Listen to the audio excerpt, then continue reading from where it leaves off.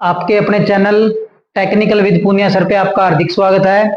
आज हम एक नए चैप्टर की शुरुआत कर रहे हैं जो हमारा क्या काफी इंपॉर्टेंट चैप्टर है और हर बच्चे की पहली पसंद वो चैप्टर होता है।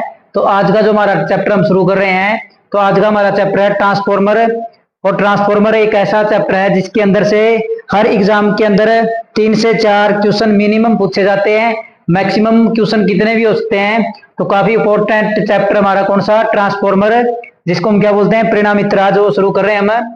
तो आज का जो हमारा चैप्टर है वो हम पढ़ेंगे आज क्या, ट्रांसफॉर्मर के बारे में पढ़ेंगे। ट्रांसफॉर्मर हमारा क्या होता है, ट्रांसफॉर्मर के अंदर क्या क्या चीजें होती है। तो आज वो हम पढ़ेंगे ट्रांसफॉर्मर क्या होता है हमारा। तो ट्रांसफॉर्मर को हिंदी में हम कहते हैं परिणाम मित्र। क्या बोलते हैं, परिणाम मित्र। और इंग्लिश में क्या बोलते हैं हम इसको, ट्रांसफॉर्मर।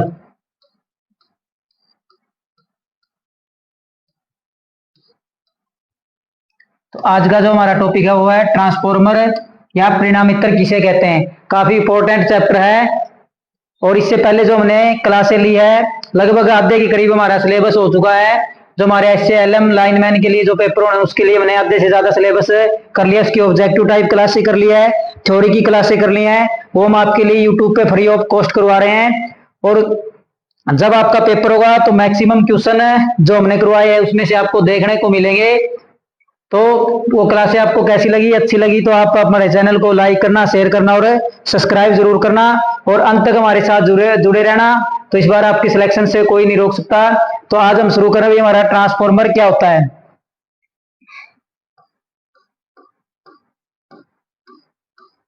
ट्रांसफॉर्मर,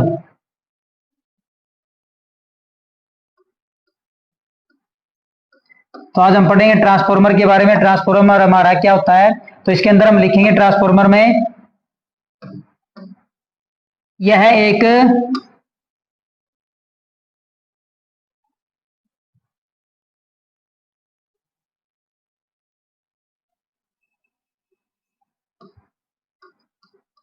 यह एक स्थिर उपकरण है।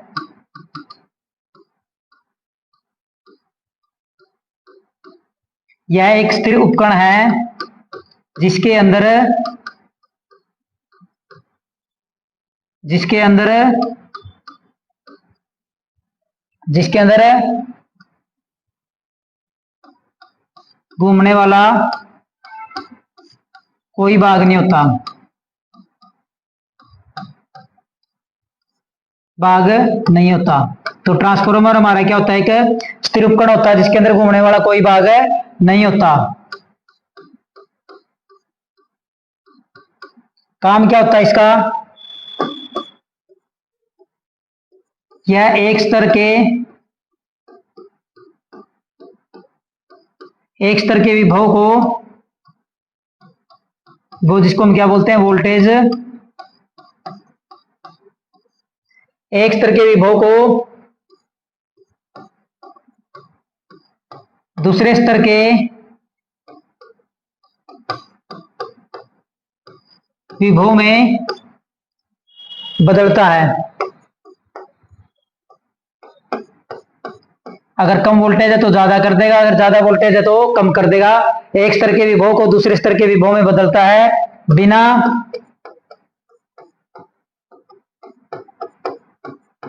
बिना आवर्ती व शक्ति को परिवर्तन किए।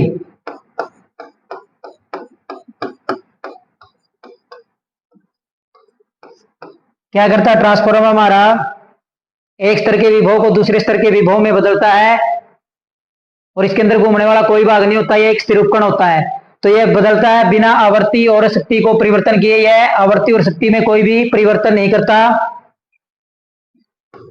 इसमें यांत्रिक हानि नहीं होती, इसमें यांत्रिक हानि नहीं होती, इसमें यांत्रिक हानि नहीं होती है। इसलिए इसकी दक्षता इसलिए इसकी दक्षता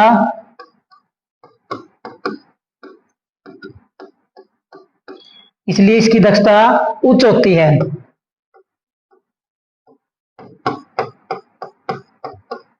क्या होती है, यांत्रिक हानि नहीं होती, इसलिए इसकी दक्षता क्या होती है, उच्च होती है। और दक्षता लगभग कितनी होती है, 98% तक। तो ये तो हमारा ट्रांसफॉर्मर क्या है, ट्रांसफॉर्मर हमारा क्या होता है, ट्रांसफॉर्मर यह एक स्थिर उपकरण होता है, इसके अंदर घूमने वाला कोई भी भाग नहीं होता। यह एक स्तर की वोल्टेज को दूसरे स्तर की वोल्टेज में बदलता है बिना आवर्ती व शक्ति में परिवर्तन किए। इसमें यांत्रिक हानि नहीं होती, इसलिए इसकी दक्षता क्या होती है, उच्च होती है। और दक्षता लगभग कितने परसेंट होती है, 98% के करीब इसकी क्या होती है, दक्षता। अब पूछा था भाई उपयोग,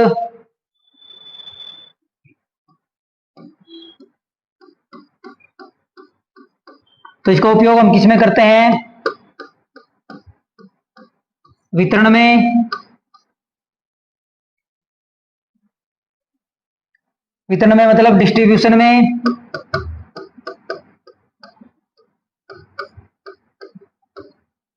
और दूसरा किस में करते हैं, पारेषण में। इसमें करते हैं पारेषण में। पारेषण का मतलब होता है ट्रांसमिशन में।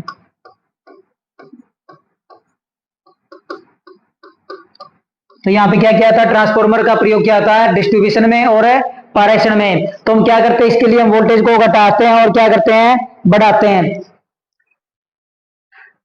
तो क्या होगा, जब हम वोल्टेज को बढ़ाते हैं तो उसको हम क्या बोलते हैं, स्टेप अप। क्या बोलते हैं, step up.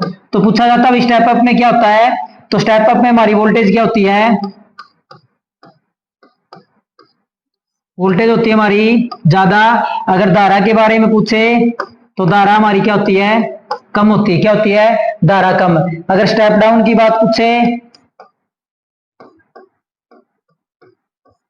Step down, step down का मतलब कम करना, तो वोल्टेज यहाँ पे क्या हो जाएगी हमारी,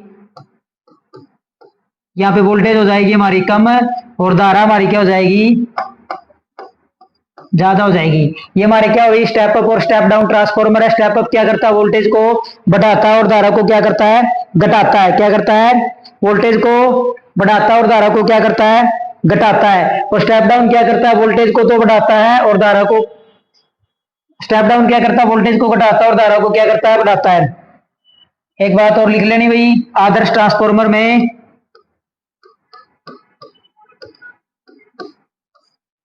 आदर्श परिणामित्र में, ट्रांसफॉर्मर को हम क्या बोलते हैं, परिणामित्र बोलते हैं। आदर्श परिणामित्र में पावर शक्ति नियत रहती है।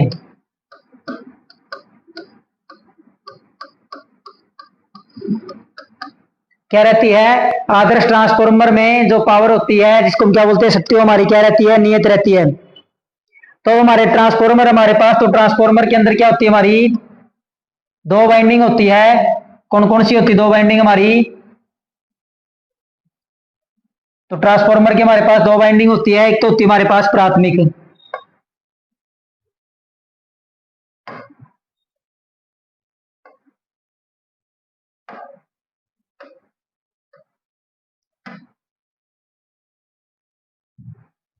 कितनी वाइंडिंग होती है, दो।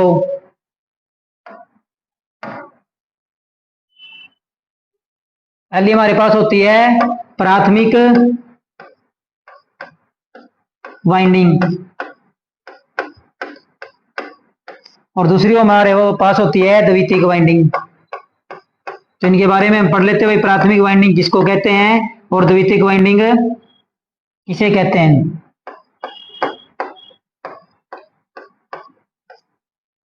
तो प्राथमिक वाइंडिंग हमारी क्या होती है, जो वाइंडिंग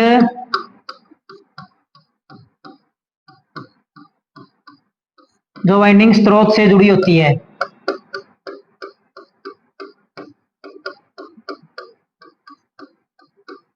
जो वाइंडिंग स्रोत से जुड़ी होती है उसे हम क्या कहते हैं, प्राइमरी वाइंडिंग कहते हैं।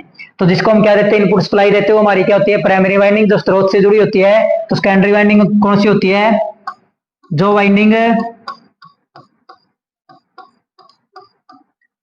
वाइंडिंग लोड से जुड़ी होती है। किसे, लोड से जुड़ी होती है, जो वाइंडिंग लोड से जुड़ी होती है उसको हम क्या बोलते हैं भाई, सेकेंडरी वाइंडिंग बोलते हैं। क्या बोलते हैं, जो वाइंडिंग लोड से जुड़ी होती है उसको हम क्या बोलते हैं भाई, सेकेंडरी वाइंडिंग बोलते हैं। और क्या होता है ट्रांसफॉर्मर के अंदर है, इसके बाद हमारा एनपी। एनपी का मतलब है प्राइमरी वाइंडिंग में, प्राइमरी वाइंडिंग में चक्रों की संख्या, चक्रों की संख्या। एनपी हमारा क्या भाई, एनपी का मतलब है प्राइमरी वाइंडिंग में चक्रों की संख्या। और दूसरा हमारे पास है एनएस। तो एनएस हमारा क्या होता है भाई, सेकेंडरी वाइंडिंग में, सेकेंडरी वाइंडिंग में, सेकेंडरी वाइंडिंग में चक्रों की संख्या।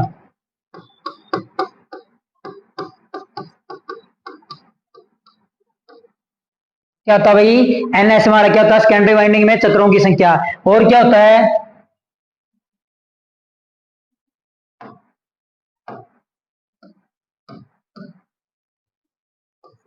तो यहां पे आपने नोट लगा के लिखना है,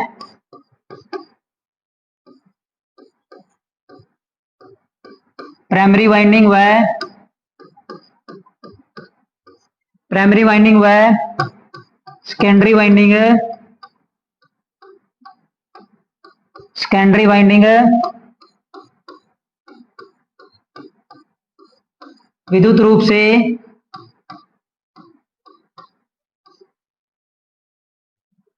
विद्युत रूप से जुड़ी नहीं होती।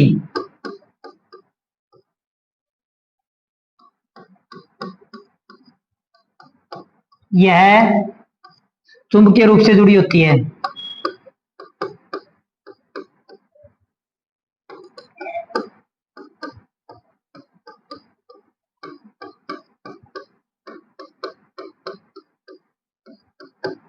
तो इधर भाई नोट क्या भाई, प्राइमरी वाइंडिंग और सेकेंडरी वाइंडिंग क्या है, विद्युत रूप से जुड़ी नहीं होती, लेकिन ये क्या होती है भाई, चुंबकीय रूप से क्या होती है, जुड़ी होती है। कैसे जुड़ी होती है, चुंबकीय रूप से जुड़ी होती है।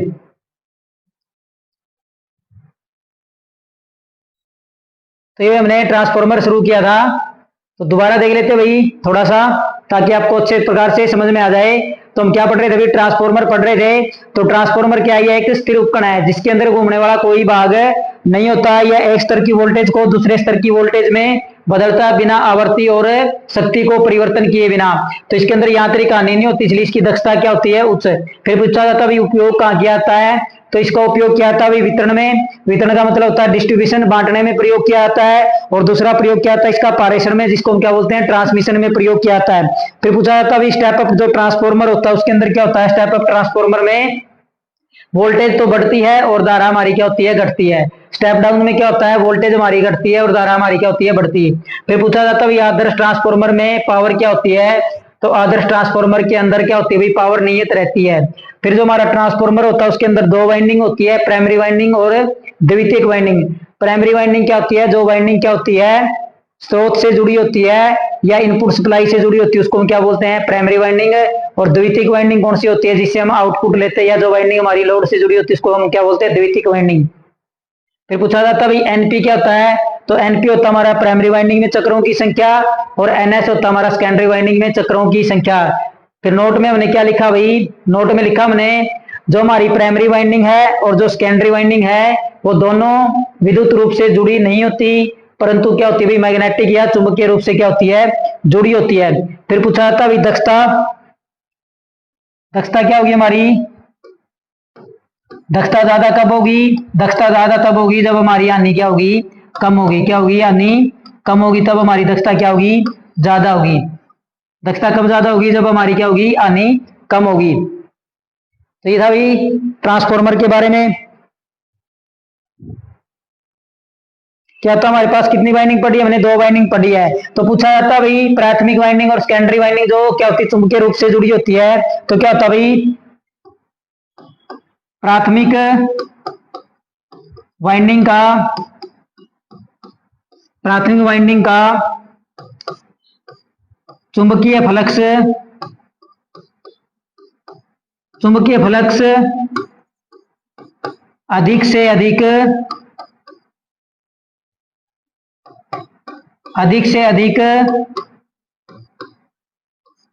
सेकेंडरी वाइंडिंग को काटे,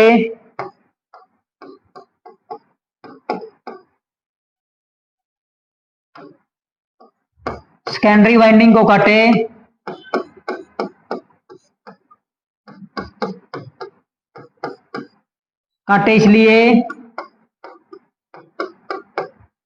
इसलिए कम प्रतिष्ठम मार्ग होना चाहिए, कम प्रतिष्ठम मार्ग होना चाहिए।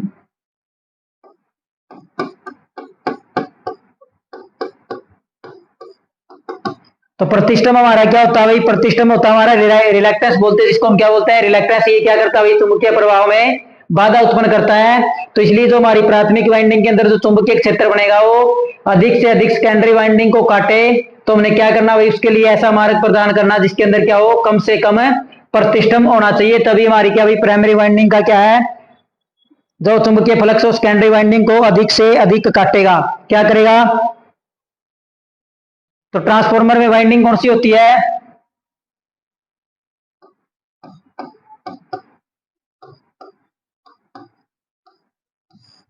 ट्रांसफार्मर में वाइंडिंग पूछ लिया जाता है, ये क्वेश्चन है। तो ट्रांसफार्मर के अंदर जो वाइंडिंग होती है कौन सी होती है? सेकेंडरी होती है।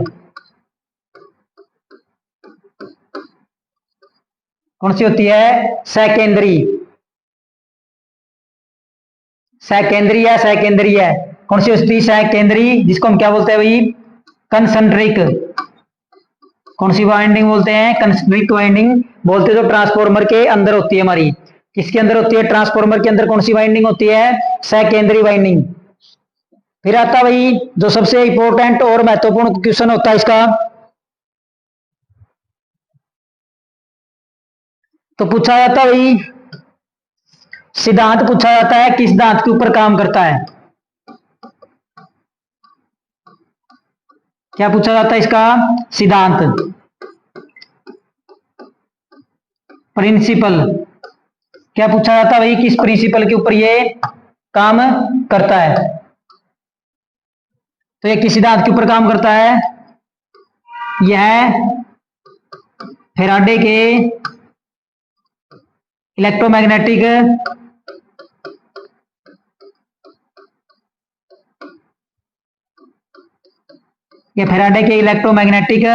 इंडक्शन के सिद्धांत पे काम करता है।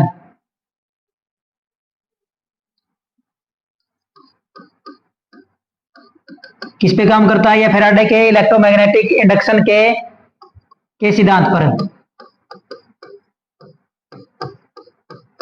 अब हमें ये पता होना चाहिए भाई फैराडे का इलेक्ट्रोमैग्नेटिक इंडक्शन का सिद्धांत क्या होता है। तो क्या होता है?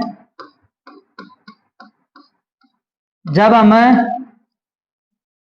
क्या होता है भाई? जब हम किसी धारावाही चालक के अंदर क्या करते हैं? विद्युत धारा का प्रवेश करवाते हैं। क्या करते हैं? जब हम किसी धारावाही चालक के अंदर विद्युत धारा का प्रवेश करवाते हैं तो उसके चारों ओर चुंबकीय क्षेत्र बन जाता है। क्या बन जाता है? चुंबकीय क्षेत्र बन जाता है। वह चुंबकीय क्षेत्र उसके पास रखी दूसरी कुंडली को क्या करता है?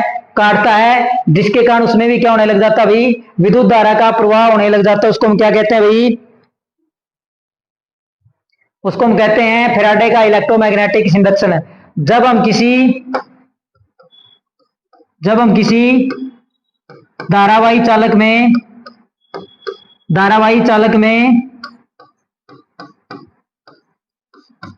विद्युत धारा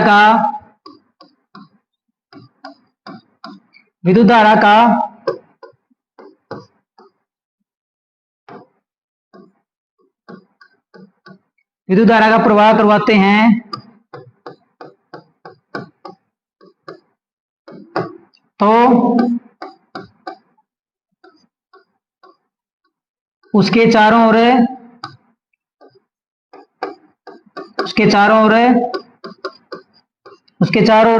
चुंबकीय क्षेत्र बन जाता है।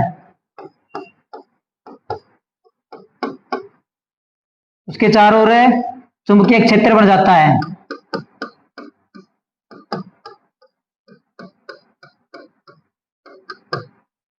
जिसके कारण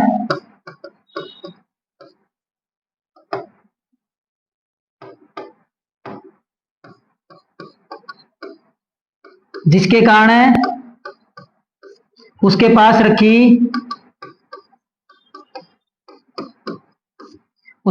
रखी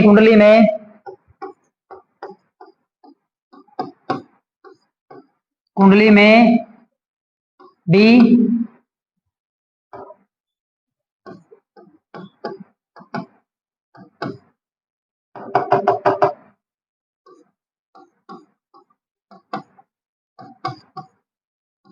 चुंबकीय क्षेत्र उत्पन्न हो जाता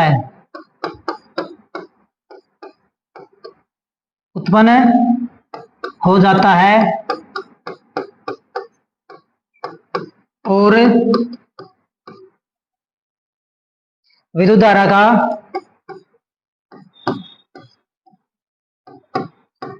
का प्रवाह होने लग जाता है।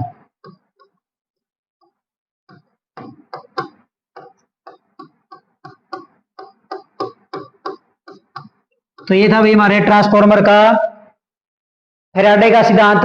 तो फैराडे ने क्या कहा था भैया, फैराडे के इलेक्ट्रोमैग्नेटिक इंडक्शन के सिद्धांत पर काम करता है। तो फैराडे का इलेक्ट्रोमैग्नेटिक इंडक्शन क्या होता है भाई, यह फैराडे के इलेक्ट्रोमैग्नेटिक इंडक्शन के सिद्धांत पे काम करता है। तो क्या होता है भाई, जब हम किसी धारावाही चालक में विद्युत धारा का प्रवाह करवाते हैं तो उसके चारों ओर क्या बन जाता है, चुंबकीय क्षेत्र बन जाता है, जिसके कारण इसके पास रखी दूसरी कुंडली को ये काटेगा और उसमें भी क्या हो जाएगा, चुंबकीय क्षेत्र उत्पन्न हो जाता है। और उसके कारण क्या होता है, विद्युत धारा का प्रवाह होने लग जाता है। क्या होने लग जाता है, विद्युत धारा का प्रवाह होने लग जाता है। तो हमारे पास ट्रांसफार्मर में कितनी वाइंडिंग होती है,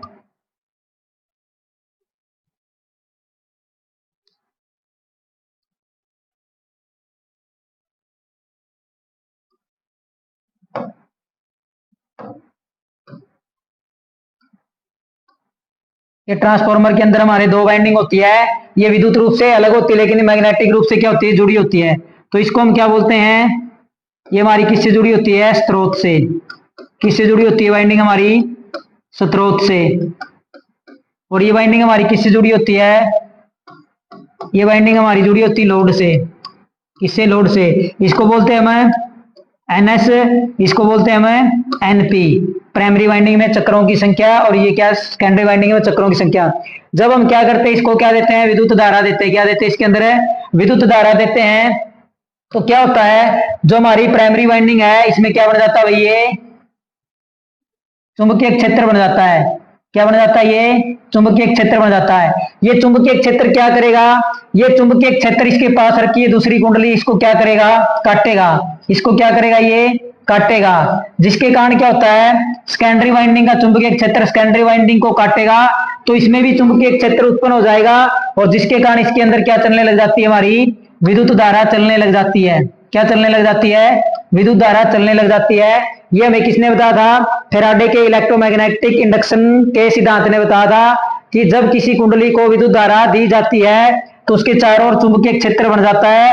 वह चुंबकीय क्षेत्र उसके पास रखी द्वितीय कुंडली को क्या करेगा, काटेगा, और उसमें भी क्या भी चुंबकीय क्षेत्र उत्पन्न हो जाएगा या EMF उत्पन्न हो जाएगा, जिसके कारण हमारी क्या चलती है, विद्युत धारा चलती है। ये हमें किसने बताया था, फैराडे ने।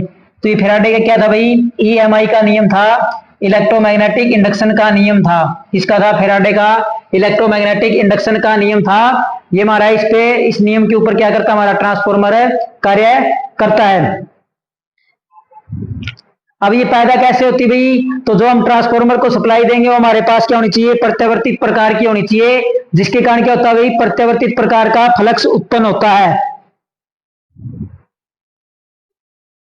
तो क्या भाई इसके अंदर हमने क्या लिखना है, धारा हमारे पास कैसी होनी चाहिए, तो दो धारा होनी चाहिए हमारे पास, कौन सी होनी चाहिए, प्रत्यावर्तित प्रकार की।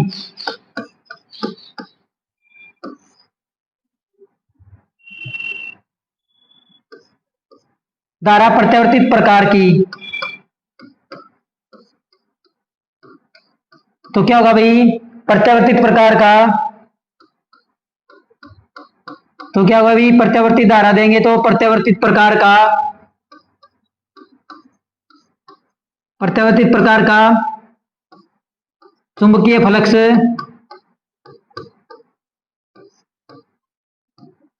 चुंबकीय फ्लक्स उत्पन्न होगा। क्या होगा? चुंबकीय फ्लक्स उत्पन्न होगा। तो क्या होगा भाई, जब हम क्या देंगे, ट्रांसफार्मर की वाइंडिंग को प्रत्यावर्ती धारा देंगे, तो प्रत्यावर्ती धारा के कारण क्या होता है, हमारा प्रत्यावर्ती प्रकार का चुंबकीय फ्लक्स उत्पन्न होगा। तो यह चुंबकीय फ्लक्स कैसा होता है भाई, यह स्थिर होता है। चुंबकीय फ्लक्स क्या होता है हमारा, चुंबकीय फ्लक्स के कारण क्या लिखेंगे हम भाई, चुंबकीय फ्लक्स के कारण, चुंबकीय फ्लक्स के कारण उत्पन्न विद्युत वाहक बल, उत्पन्न विद्युत वाहक बल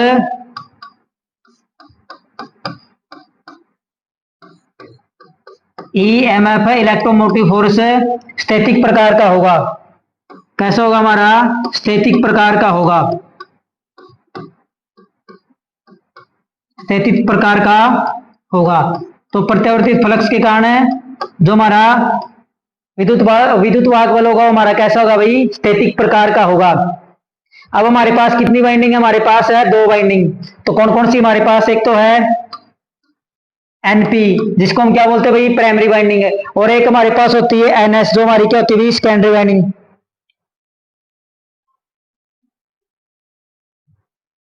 तो पूछा जाता है भाई, जो हमारी प्राइमरी वाइंडिंग है इसके अंदर जो फ्लक्स पैदा होगा तो किस प्रकार का होगा। तो क्या होगा भाई, प्राइमरी वाइंडिंग के अंदर जो चुंबकीय फ्लक्स उत्पन्न होगा हमारा कैसा होगा भाई, स्थिर प्रकार का होगा। तो क्या होता भाई, जब फ्लक्स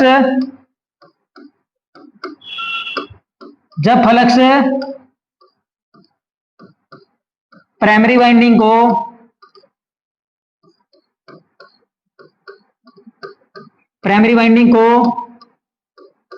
काटता है,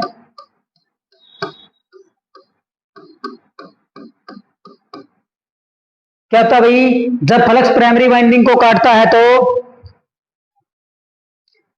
जब फ्लक्स प्राइमरी वाइंडिंग को काटता है तो स्वप्रेरण का नियम लागू होता है। स्वप्रेरण का सिद्धांत होता है। इसका मतलब क्या होगा भाई, तो इसका मतलब है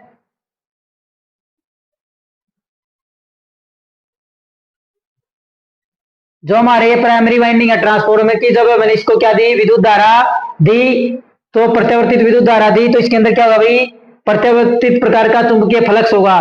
तो अगर ये इसी वाइंडिंग को काटेगा, प्राइमरी वाइंडिंग को काटेगा, इसके अंदर जो फ्लक्स उत्पन्न होगा वो हमारा क्या होगा भाई, स्वप्रेरण के सिद्धांत पे काम करेगा, समय के ऊपर। मतलब जिसको हमने सप्लाई दी थी उसी के अंदर हमारा क्या पैदा हुआ भाई, चुंबकीय फ्लक्स पैदा हुआ, तो उसको हम क्या बोलते हैं भाई, स्वप्रेरण। खुद का, स्व का मतलब क्या होता है भाई, खुद का, प्रेरण क्या होता है, इंडक्शन का नियम क्या होता है, लागू होता है। तो हमारा एनपी बराबर क्या हो जाएगा, तो एनपी बराबर हो जाएगा हमारा minus N D five by minus N D five by D T. ये हमारा क्या हो जाएगा भाई, जो प्राइमरी के अंदर जो हमारा क्या होगा, फ्लक्स पैदा होगा, वो किसके नियम पे करता है भाई, स्वप्रेरण के नियम पे क्या करता है, काम होता है। एनपी तो प्राइमरी में चक्रों की संख्या होती है, तो ये हमारी क्या होती है भाई, ईपी होती है। क्या होती है, ईपी। क्या बोलते हैं इसको हम, ईपी। ईपी का मतलब भाई प्राइमरी के अंदर है उत्पन्न वोल्टेज। क्या होता है, ईपी का मतलब प्राइमरी के अंदर है उत्पन्न वोल्टेज होती है। अब दूसरा हमारा होता है भाई, यदि हमारी एनपी, अब हमारे पास क्या भाई, एनएस है, सेकेंडरी वाइंडिंग है। तो जब फ्लक्स सेकेंडरी वाइंडिंग को काटता है तो उसमें क्या होता है भाई, तो उसमें क्या होता है हमारा, अन्योन्य प्रेरण का नियम काम करता है। तो क्या भाई, जब फ्लक्स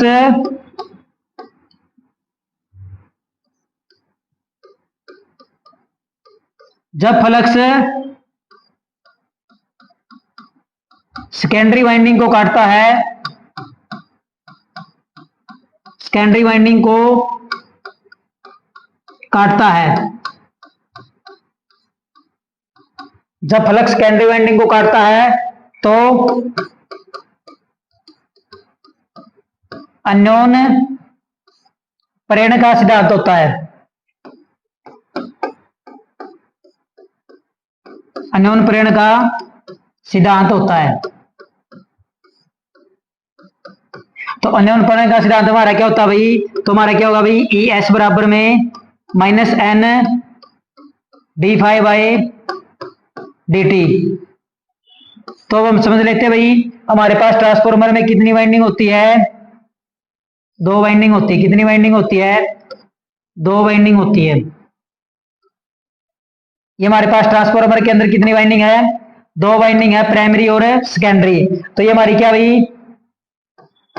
प्राइमरी वाइंडिंग है। ये हमारी क्या भाई? सेकेंडरी वाइंडिंग है। जब हमने इसके अंदर क्या दी? विद्युत धारा दी। क्या दी इसके अंदर? विद्युत धारा। तो इसके अंदर जो चुंबकीय फ्लक्स बनेगा, क्या बनेगा? इसके अंदर जो चुंबकीय फ्लक्स बनेगा, चुंबकीय क्षेत्र बनेगा, तो किस सिद्धांत के ऊपर करता भाई? वह स्वप्रेरण के सिद्धांत पे काम करता है। मतलब हमने इसको सप्लाई दी और इसी के अंदर हमारा क्या होगा भाई? चुंबकीय फ्लक्स बन गया। क्या बन गया? चुंबकीय फ्लक्स बन गया। तो ये तो हमारा होता है किसका? स्वप्रेरण का नियम। फिर दूसरा हमारा क्या होता है? जब फ्लक्स सेकेंडरी वाइंडिंग को काटता है तो अन्योन प्रेरण का नियम काम करता है। मतलब इलेक्ट्रोमैग्नेटिक इंडक्शन का नियम क्या करता है? काम। तो अब इसके अंदर जो पैदा हुई थी फ्लक्स, वो क्या करेगी? सेकेंडरी वाइंडिंग को क्या करेगी? काटेगी। क्या करेगी? सेकेंडरी वाइंडिंग को काटेगी। तो हमारा कौन सा नियम लागू होता है?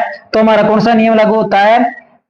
अन्योन प्रेरण का नियम लागू होता है। किसका होता है? अन्योन प्रेरण का नियम लागू होता है। यहाँ पे पूछा जाता है भाई ये एन माइनस का निशान किसके कारण आता है?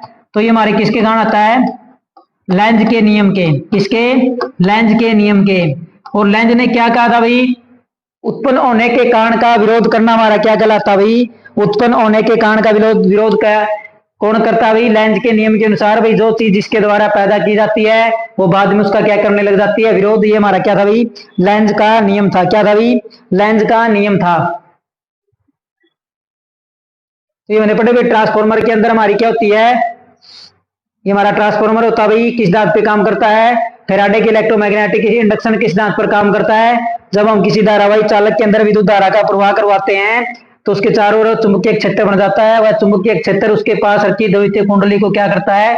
काटता, जिसके कारण उसमें क्या हो जाता है भाई? ईएमएफ उत्पन्न हो जाता है या विद्युत धारा चलने लग जाती है। ये हमारा था भाई इलेक्ट्रोमैग्नेटिक इंडक्शन का नियम है। फिर हमने कहा था भाई धारा कौन सी होनी चाहिए? प्रत्यावर्तित प्रकार की धारा होगी। तो जो हमारा क्या भाई? प्रत्यावर्तित प्रकार का चुंबकीय फ्लक्स क्या होगा? उत्पन्न होगा। चुंबकीय फ्लक्स के कारण उत्पन्न विद्युत वाहक बल हमारा क्या होता है भाई? स्थैतिक प्रकार का होता है। कैसा होता है? स्थिर प्रकार का होता है। फिर भाई अगर एनपी है, जब फ्लक्स प्राइमरी वाइंडिंग को काटता है तो स्वप्रेरण का नियम लागू होता है। ईपी बराबर minus N D five by D T. NS हमारा क्या होता है? जब फ्लक्स सेकेंडरी वाइंडिंग को काटता है तो अन्योन प्रेरण का नियम लागू होता है। ईएस बराबर minus N D five by D T. और माइनस का निशान किसके कारण अभी? लेंज के नियम के कारण आया है। आगे हमारा भाई ट्रांसफॉर्मर का विद्युत वाहक बल समीकरण, ईएमएफ समीकरण क्या पढ़ेंगे? ईएमएफ समीकरण ट्रांसफॉर्मर का समीकरण पढ़ेंगे भाई। ईएमएफ समीकरण क्या होता है? तो ये किस किस चीजों के ऊपर निर्भर करता है हमारा? तो नंबर 1 करता हमारे पास ये आपूर्ति सप्लाई की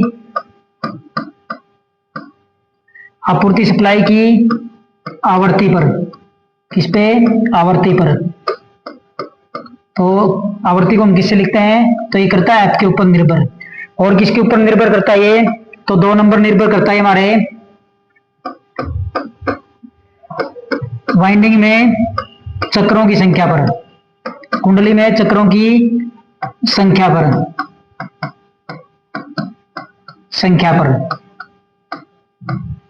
तो जिसको हम किससे लिखते हैं? एन से। किससे लिखते हैं? एन से। और किसके ऊपर निर्भर करता हमारा? तो और करता हमारे पास ये चुंबकीय फ्लक्स पर। किस पे?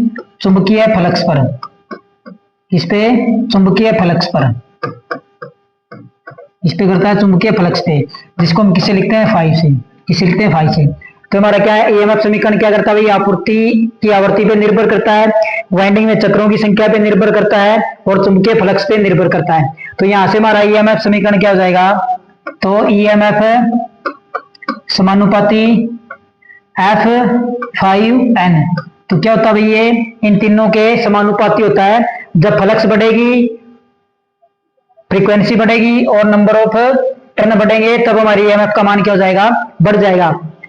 अब आगे हम क्या देखते हैं भाई, एसी सप्लाई होती है हमारे पास, तो हमारे पास क्या होती है, प्रत्यावर्ती धारा, क्या, प्रत्यावर्तित धारा, क्या है, प्रत्यावर्तित धारा एक चक्कर में, एक चक्कर में 4 बार, 4 बार अधिकतम व शून्य होती है, क्या होती है, अधिकतम व शून्य होती है। तो हमारी प्रत्यावर्ती धारा को होती है वो क्या होती है, एक चक्कर में 4 बार शून्य व क्या होती है, अधिकतम होती है, क्या होती है, शून्य व अधिकतम होती है। तो हम देख लेते हैं भाई एसी सप्लाई हमारी,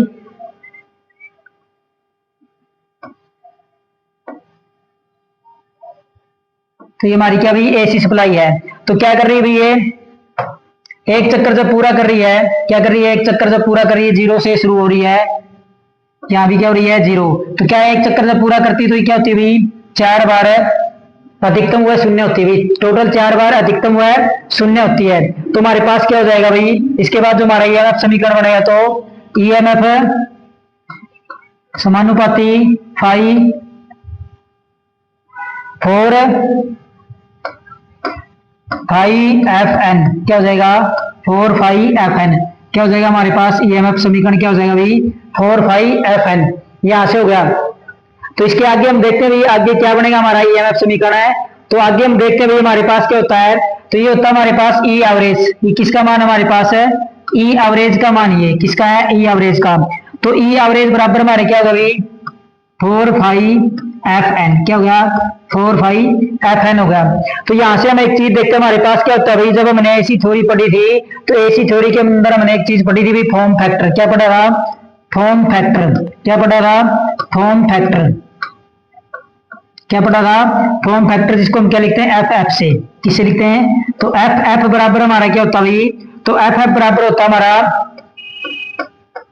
ई आर एम एस बटे ई एवरेज, क्या होता है, ई आर एम एस बटे ई एवरेज, या आई आर एम एस बटे आई एवरेज, क्या होता है, आई एवरेज होता है। ये होता है भाई हमारे पास फॉर्म फैक्टर, क्या होता है हमारे पास, ये फॉर्म फैक्टर है। और जो फॉर्म फैक्टर का मान होता है वो हमारे पास कितना होता है, 1.11 होता है, कितना होता है, फॉर्म फैक्टर का मान हमारे पास कितना होता है, 1.11। फॉर्म फैक्टर बराबर हमारा क्या होगा भाई, ई आर एम एस बटे में ई एवरेज, या करंट की बात होगी तो आई आर एम एस बटे आई एवरेज। तो यहां से जब हम क्या निकालेंगे भाई, ई आर एम एस निकालेंगे, क्या निकालेंगे, ई आर एम एस, तो ई आर एम एस बराबर हमारा क्या हो जाएगा भाई, तो ई आर एम एस बराबर हो जाएगा हमारा ई एवरेज गुणा में फॉर्म फैक्टर, क्या हो जाएगा, गुणा में फॉर्म फैक्टर हो जाएगा, क्या हो जाएगा, गुणा में फॉर्म फैक्टर। अब ई आर एम एस बराबर हमारा क्या हो गया, ई आर एम एस बराबर में हमारे पास क्या भाई, तो ई एवरेज गुणा में फॉर्म फैक्टर, गुणा में क्या है हमारे पास, फॉर्म फैक्टर। तो ई एवरेज की वैल्यू हमारे पास ये रही और फॉर्म फैक्टर की वैल्यू हमारे पास ये रही, तो हम इसको रख लेते हैं अब। तो कितनी है 4 फाइव एफ एन गुणा में फॉर्म फैक्टर की वैल्यू हमारे पास कितनी है, 1.11। तो हमारे पास ई आर एम एस की वैल्यू कितनी आ गई, तो हमारे पास ई आर एम एस की वैल्यू आ गई, जब इसकी गुणा करेंगे तो कितना हो जाए 4.445 एफ एन। तो ये हमारा क्या होगा, ट्रांसफॉर्मर का विद्युत वाहक बल का समीकरण हो गया। काफी इंपॉर्टेंट है, क्वेश्चन पूछे जाएंगे इस पे। तो कितना का भाई, ई आर एम एस बराबर में 4.445 एफ एन हमारे क्या होगा भाई, ट्रांसफॉर्मर का विद्युत वाहक बल का समीकरण हो गया। अब इससे आगे देखते हैं हमारे पास कितनी वाइंडिंग होती है, 2 वाइंडिंग। अगर हमसे प्राइमरी का पूछे तो ईपी बराबर हमारे पास क्या हो जाएगा भाई, ईपी, तो ईपी बराबर हमारे पास क्या हो जाएगा भाई 4.445 एफ एन। तो प्राइमरी का तो एन के साथ क्या लग जाएगा भाई, पी लग जाएगा। अगर हमसे पूछे भाई ईएस का सेकेंडरी में वोल्टेज, तो क्या हो जाएगा भाई 4.445 एफ एन एस। तो ये हमारा किसका होगा भाई, प्राइमरी में विद्युत वाहक बल और सेकेंडरी में विद्युत वाहक। ये हमारा किस में होगा भाई, प्राइमरी में विद्युत वाहक बल।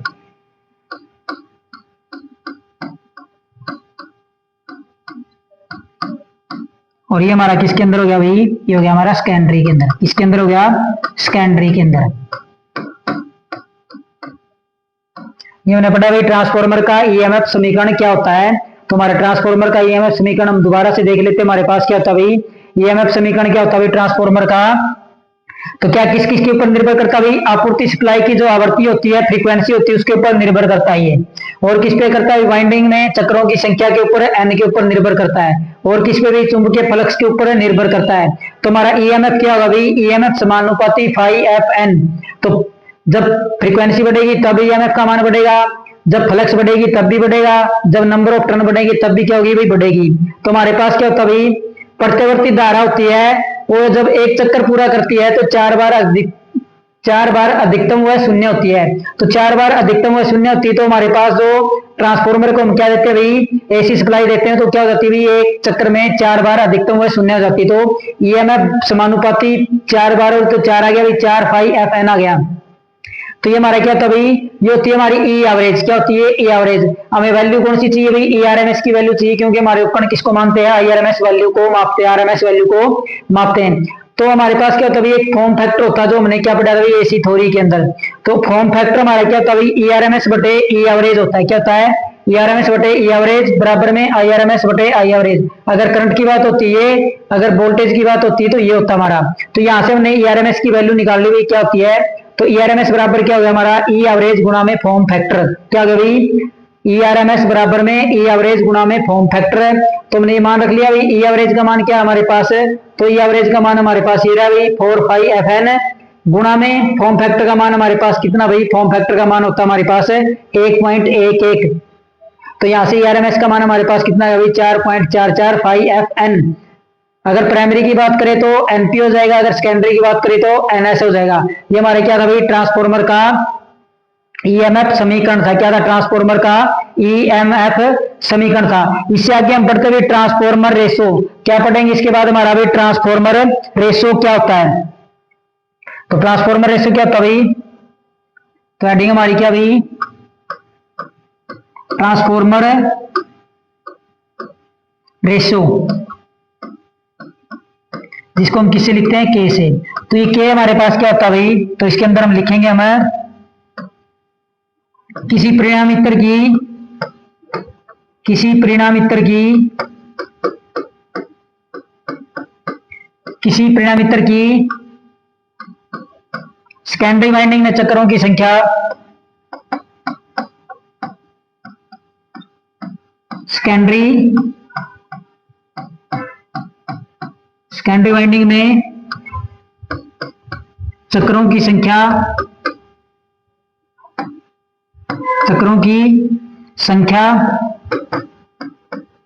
और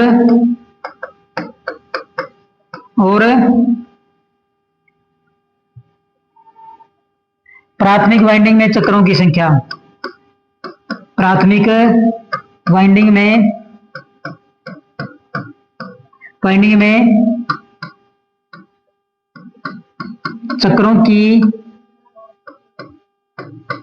चक्रों की संख्या का अनुपात, चक्रों की संख्या का अनुपात हमारा क्या कहलाता है, ट्रांसफार्मर रेशो कहलाता है। क्या कहलाता है ट्रांसफार्मर रेशो, क्या था भाई, किसी परिणामित्र की सेकेंडरी वाइंडिंग में चक्रों की संख्या और प्राइमरी वाइंडिंग में चक्रों की संख्या का अनुपात हमारे पास क्या कहलाता है, ट्रांसफार्मर रेशो कहलाता है। तो के बराबर हमारे पास क्या होगा भाई, तो के बराबर हमारे पास हो गया भाई एनएस बटे एनपी। क्या हो गया भाई, एनएस बटे एनपी। क्या होगा भाई, एनएस बटे एनपी। तो चक्रों के कारण हमारे ट्रांसफार्मर में क्या बनती है, वोल्टेज बनती है। तो के बराबर और क्या हो जाएगा हमारा, तो के बराबर हो जाएगा हमारा एनएस बटे एनपी बराबर में ईएस बटे में ईपी।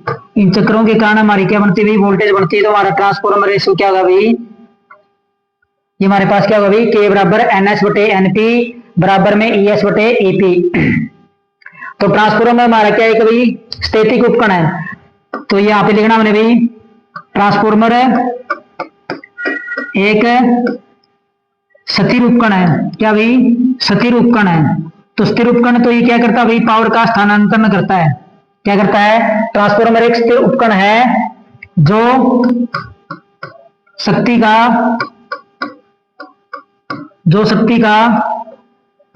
स्थानांतरण करता है।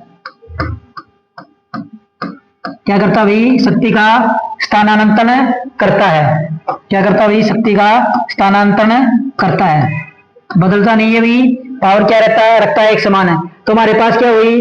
प्राइमरी में पावर, तो पीपी बराबर में क्या होगा भाई? पीएस। तो ये पीपी हमारे पास क्या भाई? प्राइमरी में शक्ति। क्या भाई? प्राइमरी में शक्ति। और पीएस हमारे पास क्या भाई? प्राइमरी में, सेकेंडरी में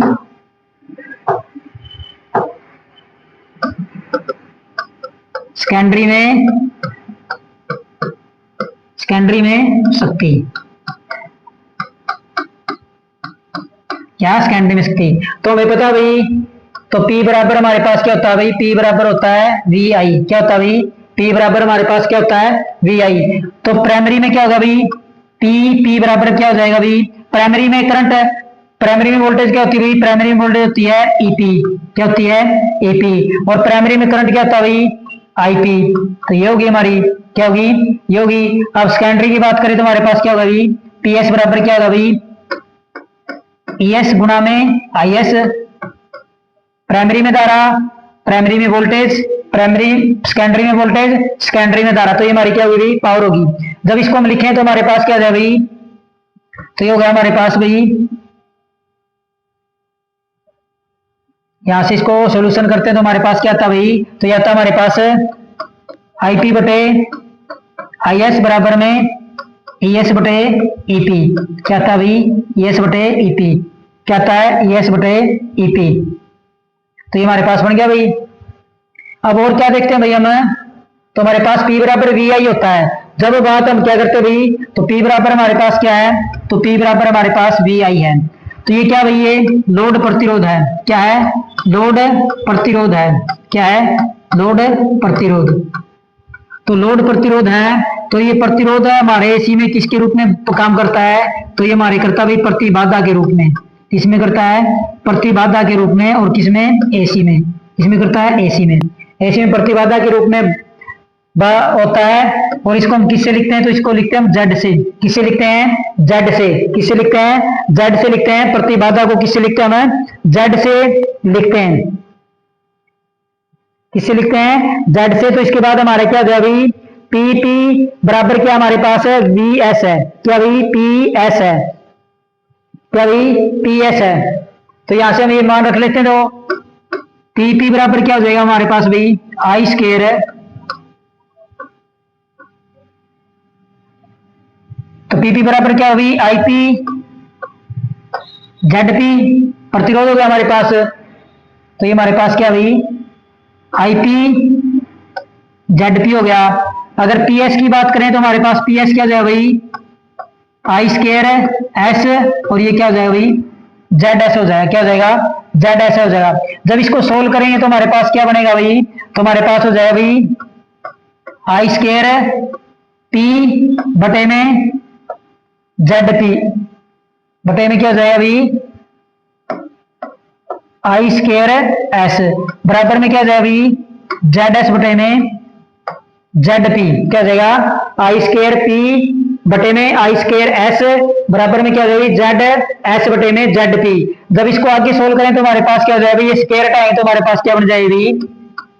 IP बटे IS बराबर में अंडर द रूट ZS बटे ZP। क्या होगा भाई? ZS बटे ZP हो गया हमारे पास। ये हो गया भाई IP बराबर IP बटे IS बराबर में अंडर द रूट ZS बटे ZP। अब हमारे पास क्या होगा भाई? अब हमारे पास तीन प्रकार की कंडीशनें होती है। जब क्या होता है भाई? K transformer ratio K। तो K का मान 1 से ज्यादा। क्या भाई? K का मान 1 से ज्यादा। तो पूछा जाता भाई ट्रांसफॉर्मर कैसा होता है। फिर पूछा जाता भाई K का मान 1 से कम, तो ट्रांसफॉर्मर कौन सा होता है। फिर पूछा जाता भाई K का मान 1 के बराबर हो जाए तो ट्रांसफॉर्मर कौन सा होता है? अगर के का मान 1 से ज्यादा होता है तो ट्रांसफॉर्मर क्या होता है भाई? Step up. कौन सा होता है? Step up. Step up transformer. और स्टेप अप ट्रांसफॉर्मर में हमारा क्या होता है भाई? तो स्टेप अप ट्रांसफॉर्मर में होता है भाई एनएस ज्यादा होती है एनपी से, तो प्राइमरी में चक्रों की संख्या सेकेंडरी से क्या होती है? कम। अगर के का मान 1 से कम आता है तो ट्रांसफॉर्मर कौन सा होता है? Step down. कौन सा होता है? Step down. अगर स्टेप डाउन ट्रांसफॉर्मर है तो स्टेप डाउन ट्रांसफॉर्मर में क्या होगा भाई? तो स्टेप डाउन ट्रांसफॉर्मर में एनएस की संख्या एनपी से क्या हो जाएगी? कम हो जाएगी। क्या हो जाएगी? एनपी से कम हो जाएगी। तीसरा क्या होता है भाई? अगर के का मान 1 आ जाए तो एक क्वेश्चन पूछा जा सकता है, तब हमारा ट्रांसफॉर्मर होता है आइसोलेशन। कौन सा होता है? आइसोलेशन। कौन सा होता है? आइसोलेशन। और आइसोलेशन ट्रांसफॉर्मर का मतलब क्या होता है भाई? जब एनपी बराबर में क्या है? एनएस है।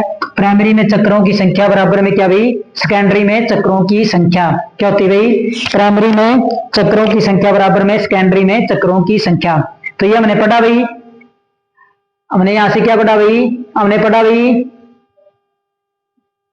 ट्रांसफॉर्मर रेशियो क्या होता है हमारा? किसी परिणामित्र की सेकेंडरी वाइंडिंग में चक्रों की संख्या और प्राथमिक वाइंडिंग में चक्रों की संख्या को के अनुपात को हम क्या कहते हैं? ट्रांसफॉर्मर रेशियो कहते हैं। के बराबर एनएस बटे एनपी या के बराबर एनएस बटे एनपी बराबर में ईएस बटे ईपी, क्योंकि जब चक्रों की संख्या होती है तो उसके अंदर क्या बनेगी? वोल्टेज बनेगी। तो फिर क्या भाई? ट्रांसफॉर्मर हमारा क्या है? स्थिर उपकरण है जो शक्ति का स्थानांतरण करता है। तो क्या होगा भाई? पावर क्या रहती है? बराबर रहती है, पावर को नहीं बदलता। तो पीपी बराबर क्या होगा भाई? पीएस सेकेंडरी में शक्ति और ये क्या होती है? प्राइमरी में शक्ति। पीपी बराबर क्या होगी? प्राइमरी में वोल्टेज और प्राइमरी में करंट। और पीएस हमारा क्या होगी? सेकेंडरी में वोल्टेज और सेकेंडरी में करंट। तो हमारे पास ये फॉर्मूला बन गया यहाँ से। तो पी बराबर हमारा क्या होता है? वीआई होता है लोड प्रतिरोध, जो प्रतिबाधा के रूप में काम करता है। और प्रतिबाधा को हम किससे लिखते हैं? जेड से लिखते हैं। किससे लिखते हैं? जेड से एसी के अंदर। तो यहां से हमारा पीपी प्राइमरी में पावर बराबर में क्या होगा भाई? आई स्क्वायर पी और जेड पी हो गया भाई। क्योंकि पावर का एक निकालने का सूत्र हमारे पास क्या होता है भाई? तो पी बराबर एक होता है हमारा भाई आई स्क्वायर आर। क्या होता है? आई स्क्वायर आर। तो ये आर हमारा किसके? एसी के रूप में कौन काम कर रहा है यहाँ पे? जेड है। और जेड हमारी क्या भाई? प्रतिबाधा है। क्या है? प्रतिबाधा है। तो पी पी बराबर क्या भाई? आई स्क्वायर पी और जेड पी। पी एस बराबर क्या? आई स्क्वायर एस और जेड एस। यहां से जब हम इसको सोल्यूशन किया तो हमारे पास फाइनल क्या है भाई? आई पी बटे आई एस बराबर में under the root Z S बटे जेड पी। फिर पूछा जाता है ट्रांसफॉर्मर के मान के बारे में। अगर के का मान 1 से ज्यादा तो स्टेप अप ट्रांसफॉर्मर है, प्राइमरी में चक्कर कम और सेकेंडरी में ज्यादा है। अगर के का मान 1 से कम है तो स्टेप डाउन ट्रांसफॉर्मर है, एनएस का मान एनपी से क्या है? कम है। अगर के का मान 1 के बराबर है तो आइसोलेशन ट्रांसफॉर्मर होता है जिसमें एनपी और एनएस क्या होती है? बराबर होती है। अब पूछा जाता भाई फाइनल ट्रांसफॉर्मर रेशियो क्या होता है हमारा? तो के बराबर हमारा क्या होता भाई? तो के बराबर होता हमारा, यहां से हमारे काफी क्वेश्चन बनेंगे। तो के बराबर हमारे क्या हो जाए भाई? तो ई एस बटे में ईपी बराबर में एनएस बटे एनपी बराबर में आईपी बटे आईएस बराबर में under the root Z S बटे जेड पी। ये हमारा भाई फाइनल ट्रांसफॉर्मर रेशो बन गया है। क्या भाई? ये ट्रांसफॉर्मर रेशो है। इस पे से काफी क्वेश्चन पूछे जाते हैं, इसी से सारे क्वेश्चन सोल्व होंगे हमारे। तो के बराबर क्या होगा भाई? ई एस बटे ईपी, एन एस बटे एनपी, आईपी बटे आई एस बराबर में under the root Z S बटे जेड पी। तो अब हम क्या करते हैं? इस फॉर्मूले के ऊपर एक क्वेश्चन सोल्व करते हैं। क्या करते हैं? एक क्वेश्चन सोल्व करते हैं।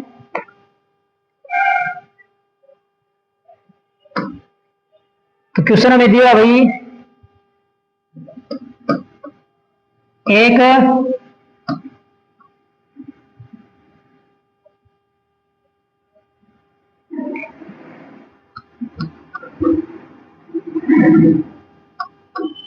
एक 88 केवीए 22,000 वोल्टेज बाय 440 वोल्टेज का परिणामित्र है। क्या भाई? परिणामित्र है जिसकी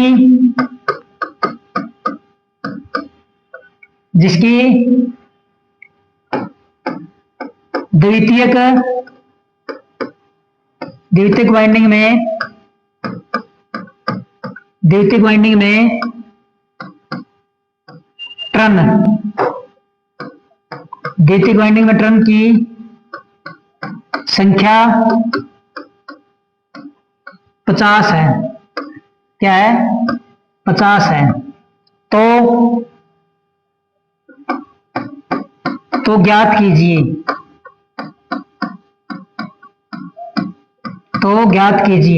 तो क्या क्या ज्ञात करना हमें? ये हमें दिया हुई नंबर 1 हमने क्या करना भाई?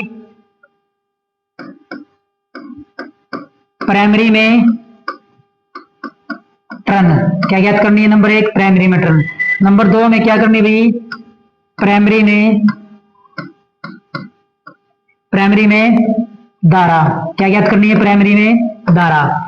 नंबर 3 हमने क्या ज्ञात करनी भाई? नंबर 3 हमने सेकेंडरी में धारा, इसमें सेकेंडरी में धारा। ये मैं क्वेश्चन दिया हो भाई, क्या दिया क्वेश्चन में हमें? हमारे पास एक 88 केवीए का क्या भाई ट्रांसफॉर्मर है।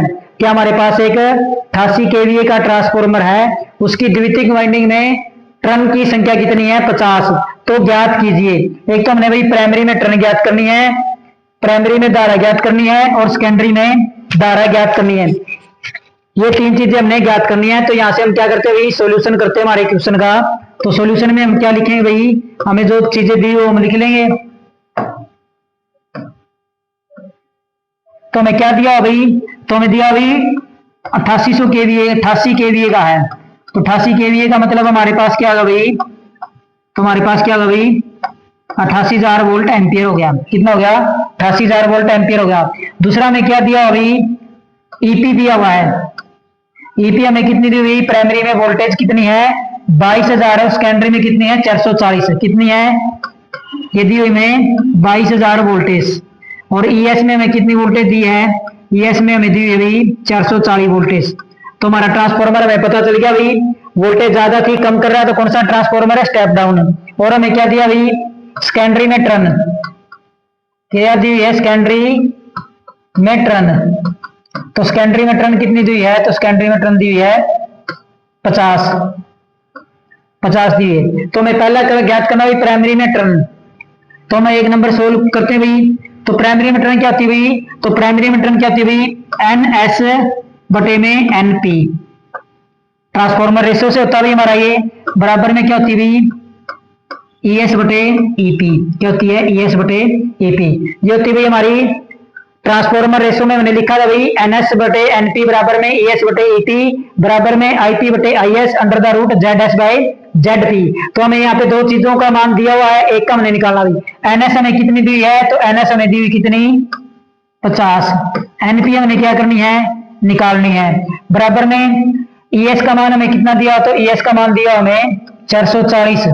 ईएस का मान कितना? 440। और ईपी का मान हमें कितना? ईपी का मान हमें दिया भाई 22,000। कितना दिया हुआ है? 22,000। तो यहां से हम जब इसको सोल्व करें तो हमारे पास क्या जाए भाई? 440 गुणा में एनपी बराबर में 50 गुणा में 22,000। तो आगे इसको सोल्व करें तो हमारे पास क्या है भाई? एनपी बराबर में 22,000 गुणा में 50 बटे में कितने? 440। 0 से 0 कट गई, ये कितने पे कट गया? 22 पे। ये कितने पे कट गया? 11,000 पे। 22 से भाग करें, 22 पंजा 110, 5 1 0। तो ये हमारे पास यहाँ 5 और ये 50 कितने हो गए? 5 पंजे कितने पे कट गया भाई? 500 पे। और 500 और 5 पंजे 25। तो हमारे पास कितनी आ गई भाई? 2500 टन आ गई है। कितनी टन आ गई है? 2500 टन आ गई है। तो पहला हमने सोल्व कर लिया। अभी हमसे क्या पूछी थी? प्राइमरी में टर्न है। तो प्राइमरी में हमारी टर्न कितनी आई है? तो प्राइमरी के अंदर हमारी टर्न आई है 2500। कितनी आई है? 2500। टर्न ज्यादा है तो इसलिए वोल्टेज भी क्या इसके अंदर ज्यादा है। अब हमने क्या करना भाई? प्राइमरी में धारा ज्ञात करनी है। तो 2 नंबर पे हमारा क्या भाई? तो 2 नंबर हमने क्या करनी भाई? धारा ज्ञात करनी है। तो 2 नंबर पे हमारा क्या भाई? प्राइमरी में धारा। इसमें प्राइमरी में धारा। तो प्राइमरी में धारा हमारी क्या होती है भाई, तो धारा हम कैसे निकालते हैं, हमारे पास क्या है, तो हमारे पास होता है पीपी बराबर में आईपी गुणा में ईपी। तो ये हमारे पास फॉर्मूला होता है भाई, प्राइमरी में पावर बराबर में क्या होता है भाई, प्राइमरी में धारा गुणा में प्राइमरी में वोल्टेज। तो हमें यहाँ पे प्राइमरी में पावर का मान दिया है भाई, तो पावर क्या रहती है, नियत रहती है। और पावर कितनी दी हमें भाई, 88,000। कितनी दी है, 88,000 वोल्टेज एम्पियर। बराबर में भाई आईपी हमने क्या करनी है, निकालनी है। गुणा में सेकेंडरी प्राइमरी में वोल्टेज कितनी हमारे पास है, तो प्राइमरी में वोल्टेज हमारे पास है 22,000। कितनी है, 22,000। तो उसका मान रख लेते हैं हम यहाँ पे 22,000। तो हमारा यहाँ पे आईपी बराबर क्या हो जाएगा, तो आईपी बराबर हमारा क्या हो जाएगा भाई, 88,000 बटे में 22,000। 3 0 से 3 0, 22 24, 22 66, 22 के 88। तो हमारे पास कितना आ गया भाई, 4 एम्पियर आ गया। कितना आ गया, 4 एम्पियर। तो हमने एक बात पढ़ी थी भाई, जिस भी ट्रांसफार्मर में वोल्टेज ज्यादा होगी प्राइमरी में, तो उसमें धारा का मान क्या होगा, कम होगा। तो हमारे दूसरे का आंसर कितना है भाई, तो हमारे पास कितना है भाई, 4 एम्पियर आया है। कितना आया है, 4 एम्पियर। स्टेप डाउन ट्रांसफार्मर था, प्राइमरी में वोल्टेज कम जाएगी और धारा का मान क्या होगा, ज्यादा। तीसरा हमने निकालना था भाई क्या, तो तीसरा हमने निकालना था सेकेंडरी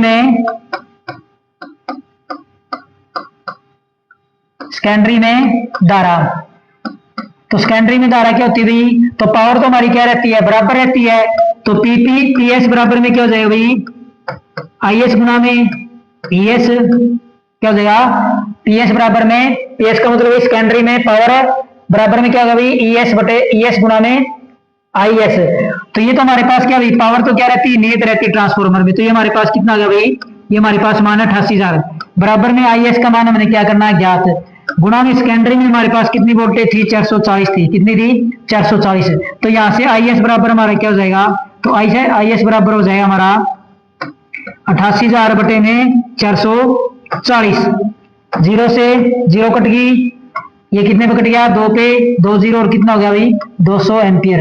कितना हो गया, 200 एम्पियर।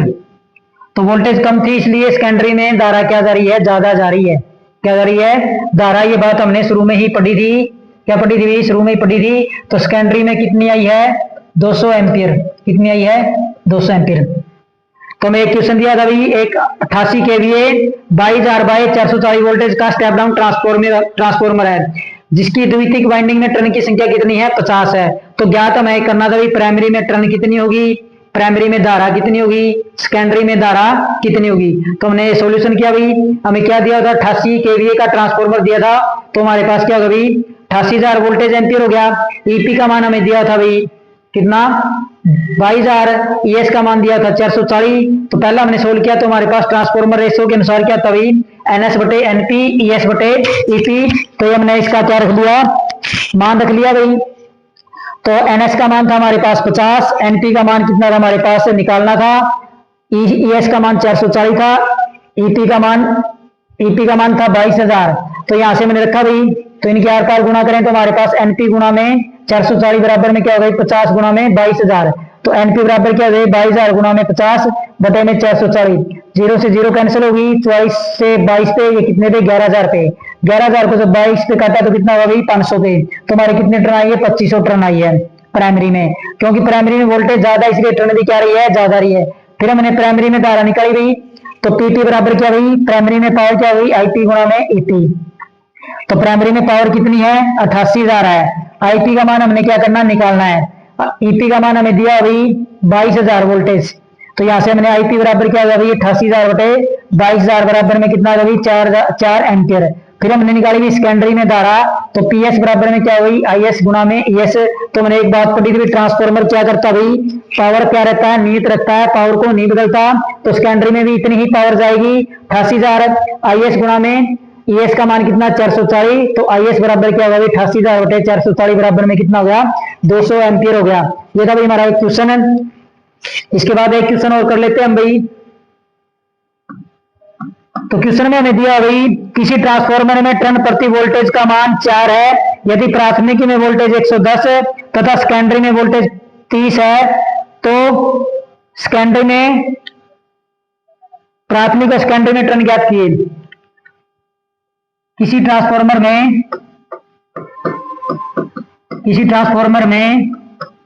टर्न प्रति वोल्ट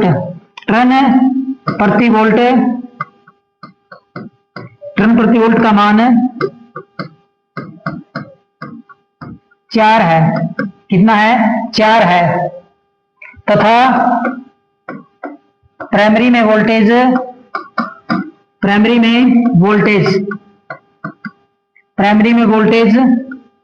90 है तथा सेकेंडरी में वोल्टेज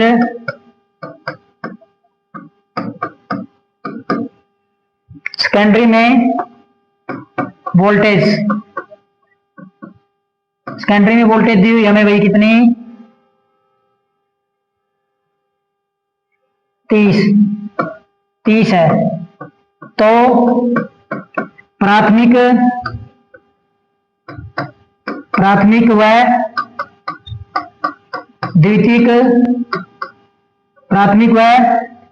द्वितीयक में टर्न होगी। क्या होगी? प्राथमिक व द्वितीयक में टर्न होगी। तो हमें क्या दिया? अभी कोई ट्रांसफॉर्मर है, उसमें टर्न प्रति वोल्ट का मान 4 है तथा प्राइमरी में वोल्टेज 90 है तथा सेकेंडरी में वोल्टेज 30 है। तो प्राथमिक व द्वितीयक में टर्न ज्ञात करो। तो हम यहाँ पे करते हैं भाई सॉल्यूशन है। तो सॉल्यूशन में हमारा क्या होगा भाई? तो सॉल्यूशन में सबसे पहले हम क्या लिखें? जो चीज हमें दी है, तो हमें क्या दिया? टर्न प्रति वोल्ट N/E। टर्न प्रति वोल्ट का मतलब क्या होगा भाई? टर्न प्रति वोल्ट का मान कितना हमारे पास है? 4। फिर क्या दिया भाई? EP कितनी दी है? 90। ES कितनी दी है? ES हमें दी है 30। कितनी दी है? 30।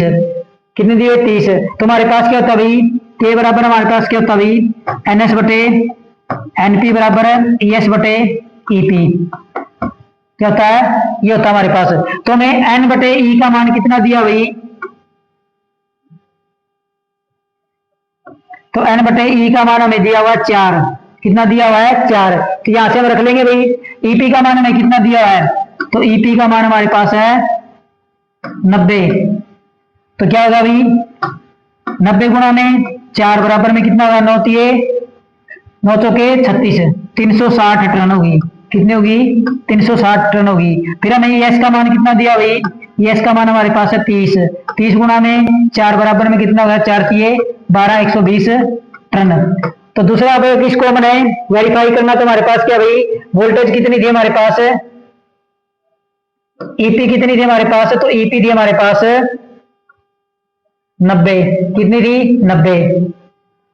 और ES हमारे पास कितनी थी? 30। तो टर्न पूछ रखा था भाई, ये कितनी गुना इसकी? 3 गुना है। क्या भाई? इसकी 3 गुना है। तो टर्न हमारे पास कितने है? प्राइमरी में 360 और सेकेंडरी में कितने है? 120। तो ये भी क्या होगी भी? इसका 3 गुना है। तो ये हमारी ट्रांसफॉर्मर की पहली क्लास आपको कैसी लगी? आप जरूर बताना कमेंट बॉक्स में। अगर कोई चीज समझ में नहीं आई तो आप कमेंट बॉक्स में हमसे पूछ सकते हो। तो ये भी हमारे ट्रांसफॉर्मर की पहली क्लास है। काफी इंपॉर्टेंट चैप्टर है ट्रांसफॉर्मर। सबसे ज्यादा क्वेश्चन पूछे जाते हैं। तो इसके बाद हमारी 4-5 क्लासें और आएगी। तो आपको क्लास कैसी लगी आप जरूर बताना। धन्यवाद।